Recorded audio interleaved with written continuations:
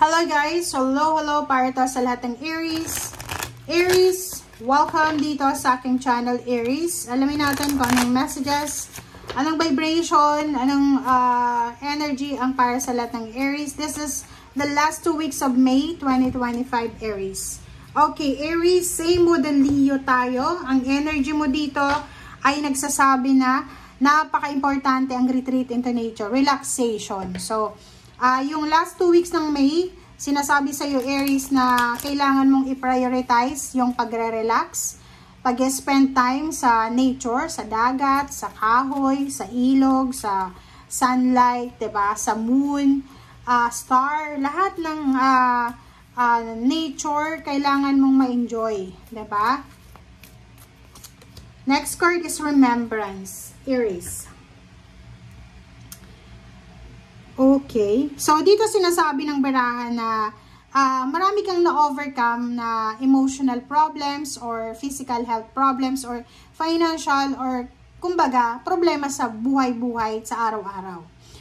But, sinasabi ng baraha sa'yo na na-overcome mo siya. And ngayon, masasabi mo sa sarili mo na yung mga nangyaring yun ay masamang alaala na lang yun. Masamang panaginip. So, nakikita ko sa'yo dito na you learned your lessons. Lesson learned ito eh. So, isang Aries ang posibleng parang ano siya, mabubuhay siya sa panibagong buhay. Alam mo yung bagong buhay? Like for example, mayroon ditong Aries na nabuntis siya. Tapos iniwanan siya ng nakabuntis sa kanya. Instead na, kumbaga, hinagpis siya, magalit, ang gagawin ng Aries na to, tatayo siya. 'Di ba? Babangon siya sa kung ano man ang kinasasadlakan niyang pagsubok and then gagamitin niya yung sitwasyon niya para makaalis siya dyan sa sitwasyon na yan and gagamitin niya yan para makabangon talaga siya. So, ikaw yan, Aries. So, congratulations sa'yo kasi itong remembrance na to, lahat tayo dito sa mundo, pag nakaranas tayo ng mga negative situation sa buhay natin, aminin man natin yan, or hindi natin aminin, pero lahat yan traumatic. 'Di ba? Napaka-traumatic yung negative situation sa buhay natin. Pag nawalan ka ng magulang, sobrang traumatic. Mahirap kalimutan, mahirap maka-let go, maka-move on. Pero, once na naka-move on ka na, once na na-overcome mo na yung pain and sadness and yung grieving period, doon mo marirealize na you're strong, diba? You're strong. And hindi lahat ng pagtatapos, hindi lahat ng losses ay loss talaga. Hindi lahat. Minsan, it's a transformation. Yung parang, diba, nabasag na, like, sabihin na lang natin, nabasag na baso. Diba? Yung pag nabasag na yung baso, basag na talaga siya. Kahit, anong tawag doon? Ayusin mo pa siya, 'di ba? Pag tagpiin, basag pa rin. Nandoon pa rin yung yung pain and heartaches sa mga nabasag na 'yon, 'di ba? So, sinasabi, but you survive, but you overcome. Or yung baso na 'yon, parang okay, pinagtagpi, naging baso ulit, but nandiyan pa rin yung marka. Nandiyan pa rin yung negative, nandiyan pa rin yung alaala. Okay? Pero ang maganda doon, na-overcome mo siya.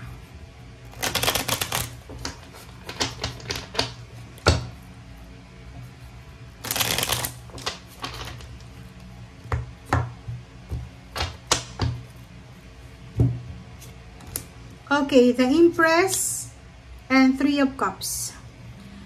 Dito sa 2 cards na to, sinasabi ng baraha sa'yo na isang pagsisimula. So, Aries, this is resonated sa remembrance card mo. Isang pagsisimula, isang new beginnings, isang bagong buhay, bagong pag-asa, bagong goals, bagong dreams, bagong desires, bagong motivation sa buhay. Ang posibleng magdadala sa'yo ng sobra-sobrang ligaya, celebration, and sobrang pag-asa.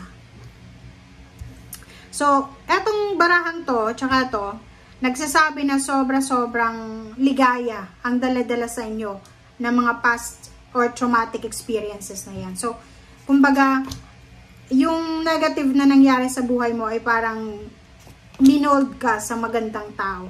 'Diba? Magandang buhay, magandang tao. Okay.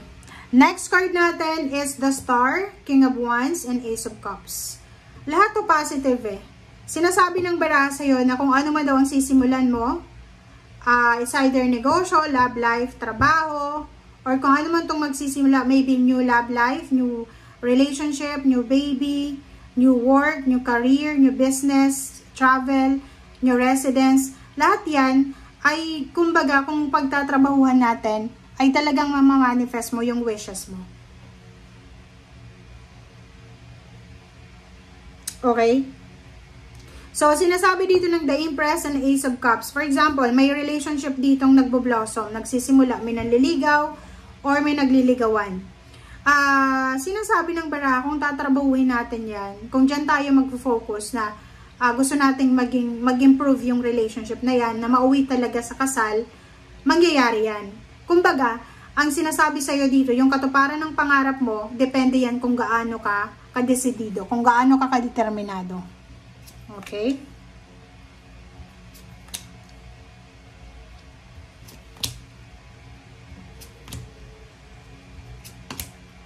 Okay, so last 5 cards natin, plus meron sa ilalim na Hermit. Hermit, sinasabi ng barahan na kailangan nating pag-isipan lahat ng decision making. Unahin natin yung katahimikan, 'di ba? Yung parang kung magde-decision tayo, make sure na bukal sa kalooban natin 'yon. Hindi yung magde-decision ka is because you're pressured or is because obligasyon mo, parang ganon. Wheel of Fortune, Aries, sinasabi ng barahan na itong pagbabago na nagaganap sa buhay mo or naganap na, ay talagang deserve mo to. This is destiny, Wheel of Fortune. Kumbaga, itinadhana na, kumbaga, mangyari yung nangyari na traumatic na yon para baguhin ka. Ganoon naman talaga tayo eh, 'di ba?